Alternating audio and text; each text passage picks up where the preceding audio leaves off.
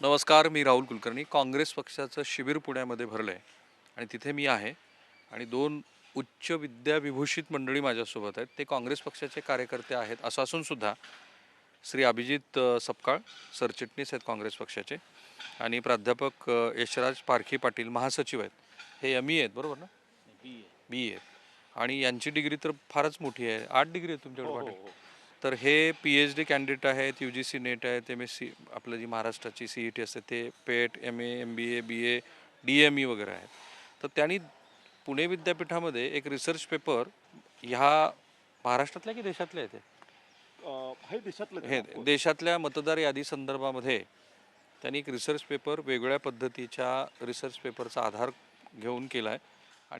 हा research paper 2024चा आहे. बरोबर आहे. 2024 आणि 2024च्या पारखे यांच्या ह्या रिसर्च पेपरच्या आधी मला सपकाळ यांचं खरोखर कौतुक वाटलं आणि मला त्यांनी इलेक्शन कमिशनला जी फॉर्मल तक्रार आणि त्याच्यावरती इलेक्शन कमिशननी जी काही प्रतिक्रिया दिली एका नॅशनल इंग्लिश न्यूज चॅनलवरती ती मला त्यांनी दाखवली.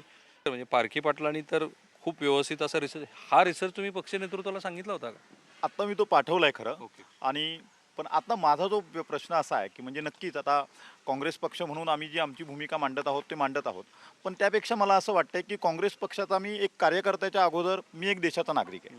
माझं एक देशावरती प्रेम आहे. त्याच्या पलीकडे जाऊन आपण प्रत्येकजण तुम्ही तुमच्या क्षेत्रामधलं जे तुमचं अभ्यास आहे त्याच्यानुसार तुम्ही तुमची देशासाठी भूमिका मांडतात.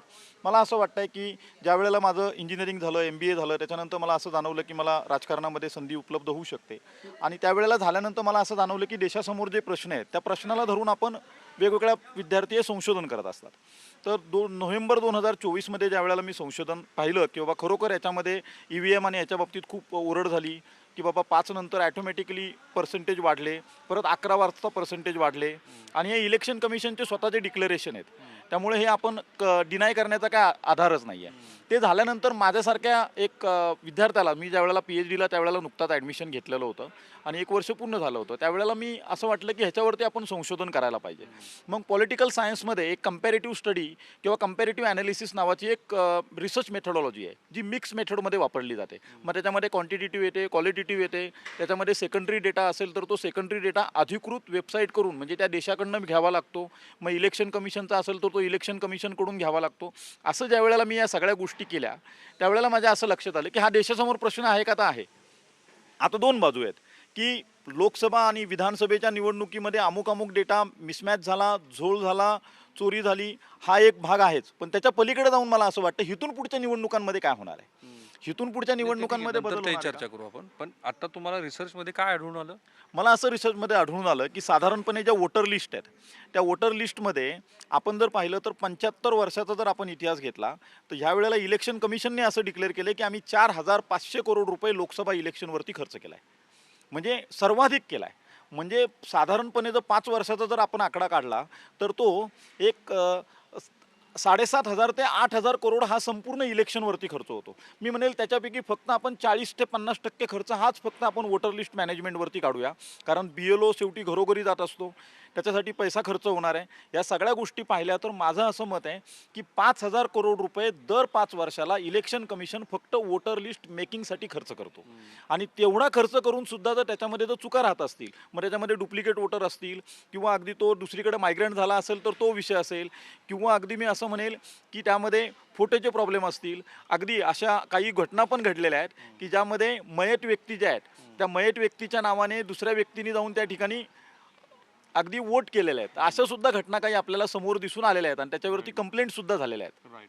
एक त्यांच्या रिसर्च पेपरमध्ये एक जो आधार आहे तो Tata institute of social science मुंबईचा रिसर्च पेपर आहे नोव्हेंबर 6, 2015चा. हो. आणि inclusive elections in India a study of domestic migration and issues in the erectile participation. म्हणजे इलेक्शन कमिशनला हे माहिती नव्हतं असं म्हणायचं अजिबात कारण नाही. इंग्रजीमध्ये लिहिलेला हा आहे. एका कॉन्स्टिट्युन्सीमध्ये किती मायग्रेशन झालं या संदर्भात ती सविस्तर अशी आकडेवारी आहे. आणि जसं सपकाळ आणि पारखे पाटील यांना वाटतं की इलेक्शन कमिशनने या संदर्भामध्ये आधीच खरं तर योग्य ती काळजी घ्यायला हवी होती. मला वाटतं migration mitigation yes. Magnitude of migration by place of birth 1991 ते 2001 ह्या 2001चा सेन्सस आणि 1991चा सेन्सस ह्याच्याबद्दलची ही सगळी आकडेवारी त्यांनी दिलेली आहे. त्याशिवाय सिडॅकचा एक रिपोर्ट आहे. सिडॅकनी पण असं म्हटलं की जवळपास सिडॅकचा आपण रिपोर्ट सांगू कारण रिसर्च रिपोर्टवरती आपण बोलत आहोत. तर हे देशासमोर पण असं पहिल्यांदा येतं आहे की सिडॅकनी पण असं म्हटलंय की इन्व्हेस्टिगेशन मोर दॅन हाच आहे ना सिडॅकचा सिडॅकचा report आहे. रिपोर्ट आहे. तो काय पहा याच्यामध्ये 8 ऑगस्ट 2022 मध्ये सिडॅकनी स्वतः त्या ठिकाणी पब्लिश केलाय की 10 लाख त्या ठिकाणी 10 मिलियन डुप्लिकेट्स. तर 10 मिलियन म्हणजे साधारणपणे पाहिलं तर 1 करोड डुप्लिकेट एंट्री त्यांना इंटू 10 लाख येस बरोबर आहे. तर म्हणजे 1 करोड त्या ठिकाणी डुप्लिकेट एंट्री त्यांना सापडल्यात आणि त्यांनी इलेक्शन कमिशनच्या आदेशानुसार आणि त्यांच्याकडे काम करत असताना त्या रिमूव्ह केल्यात आणि त्या करेक्ट केल्यात राईट. असं त्यांनी स्वतः डिक्लेअर केलेलं आहे. हॅव्हिंग सेड दिस दोघांना एकच कॉमन प्रश्न आहे. ही सगळी प्रक्रिया ही वर्षानुवर्षी जर इतकी संशयास्पद आहे तर आत्ता ह्या सगळ्या प्रक्रियेचा भारतीय जनता पार्टीला फायदा झाला असा जो आरोप केला जातोय त्यात काय तथ्य आहे? तुम्हाला वाटतं भाजपला याचा फायदा झाला आणि झाला असेल तर कसा? नक्कीच भाजपला याचा फायदा झाला का तर मी म्हणेल नक्कीच झाला. त्याच्या मागचं कारण काय आहे की मुळात सरकारी यंत्रणा आणि या सगळ्या गोष्टीचा त्यांनी जो काही गैरवापर केलेला आहे तो तर केलेला आपल्याला दिसून येतो. बरं त्याच्या पलीकडे जाऊन मला असं वाटतं आहे की जसं अभिजितजी पण म्हणाले की लोकशाही वाचवण्यासाठी आपण काही भूमिका घेणार आहोत का. पण मला असं वाटतंय वर्ल्ड कप झाला ना की वर्ल्ड कप झाले की आपले सगळे भारतीय आपण काय करतो वर्ल्ड कप जिंकण्यासाठी आपण पुशअप करतो चिअरअप करतो. आपल्या भारताचा दरवर्षी वर्ल्ड कप होतोय ना कसा मला सांगा. युनायटेड नेशननी 192 देशांचं त्या ठिकाणी त्याच्यामध्ये भाग आहेत. युनायटेड नेशन दरवर्षी SDG वर्ल्ड वाईड इंडेक्स काढतं. तुम्ही सगळ्यांनी जाऊन त्या ठिकाणी SDG इंडेक्स हे फक्त टाका. सप्टेंबरमध्ये SDG इंडेक्स निघतो. भारताने तो SDG इंडेक्स 2015 पासून तर 2018 पर्यंत पब्लिश केला नव्हता. मग युनायटेड नेशननी खडसावलं की तुम्ही तो SDG इंडिया इंडेक्स का पब्लिश करत नाही. मग त्यांनी तो SDG इंडिया इंडेक्स काय मी तुम्हाला सांगतो. युनायटेड नेशनची ज्या वेळेला स्थापना झाली तेव्हा स्थापना झाल्यानंतर 2000 ते 2015 या कालावधीमध्ये मिलेनियम डेव्हलपमेंट गोल्स असे डिक्लेअर केले होते. तसं 2015 ते 2030 या कालावधीसाठी सस्टेनेबल डेव्हलपमेंट गोल्स डिक्लेअर केले. त्यामध्ये प्रमुख 17 गोल्स आहेत. हा संबंध आहे मी तुम्हाला सांगतो. तर ते 17 प्रमुख गोल्स आहेत. त्या 17 प्रमुख गोल्समध्ये काय येतात तर 17 प्रमुख गोल्समध्ये पॉवर्टी असेल GDP असेल वॉटर मॅनेजमेंट असेल ह्या सगळ्या गोष्टी येतात. पण त्याच्यामध्ये आणखी एक होतं ते जे 169 त्याचे टार्गेट्स आहेत. त्या टार्गेटमध्ये डेमोक्रेसी इंडेक्स निघतो. त्या डेमोक्रेसी इंडेक्समध्ये सध्या भारताचा नंबर किती आहे तो पाहावा ना. म्हणजे त्या भारताचा इंडेक्स जर 192 देशामध्ये जर 140च्या पुढे जात असेल तर डेमोक्रेसी पॉईंट ऑफ व्ह्यूने लोकशाही वाचवण्याच्या पॉईंट ऑफ व्ह्यूने मी म्हणेल की न्यूट्रली त्या ठिकाणी इलेक्शन होतच नाही. Thank you Patil thank you.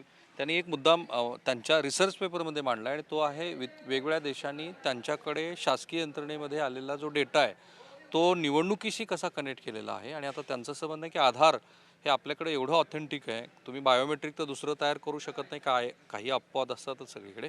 तर त्याचा का नाही वापर करून तुम्ही ही इलेक्ट्रोलची तुमची जी प्रोसेस आहे मतदार याद्या अपडेट करणं असेल नवं नाव घेणं असेल मयत झालेल्यांचं नाव एक्सक्लूड करणं असेल ते का करत नाही. आणि हा खरा प्रश्न व्हॅलिड आहे. आणि हा प्रश्न तर निवडणूक आयोगाने राहुल गांधी यांना शपथपत्र देण्याबद्दलची जी कायदेशीर बाब बघितली आहे त्याहून अधिकचा असा आहे की इलेक्शन कमिशनची विश्वासार्हता टिकण्यासाठी त्यांनी पण एक प्रेस कॉन्फरन्स घेऊन ह्या सगळ्या जी काही माहिती दिलेली आहे राहुल गांधी त्याबद्दलचा डेटा देशाला का सांगू नये. किंवा आता ह्या मंडळीने 2019 पासून जे मुद्दे तुमच्यासमोर आणले होते त्याबद्दलचा का प्रतिवाद करू नये. मला एक महत्त्वाचा मुद्दा जो त्याच्यामध्ये वेळ मांडायचा फार आहे. कमी आहे मला अगदी मी थोडक्यातच मांडणार आहे. मला असं वाटतं ठीक आहे आता प्रॉब्लेम आहेत समस्या आहे का तर आहे. इलेक्शन कमिशननी पण डिक्लेअर केलं त्याचा उपाय काय. भारत असा एकमेव देश आहे की ज्यामध्ये 18 वर्ष पूर्ण झाल्यानंतर मला त्या ठिकाणी भीक मागावी लागते किंवा मला अप्लाय करावं लागतं की माझं नाव मतदार यादीमध्ये घ्या. संपूर्ण जगाचा अभ्यास केला तर कुठंच मतदार यादीमध्ये नाव नोंदवावं लागत नाही. मग मला असं म्हणायचं आहे की आपण आधार बेस ऑटोमेटेड वोटर लिस्ट का आणत नाही. करेक्ट त्याच मुद्द्यावरती आपण त्या थांबूया. विषयावरती करेक्ट त्याच मुद्द्यावरती आपण थांबूया आणि हाच खरा त्याच्यातला पर्याय आहे. कॅमेरामन निकेतन मानेसह मी राहुल कुलकर्णी NDTV मराठी पुणे.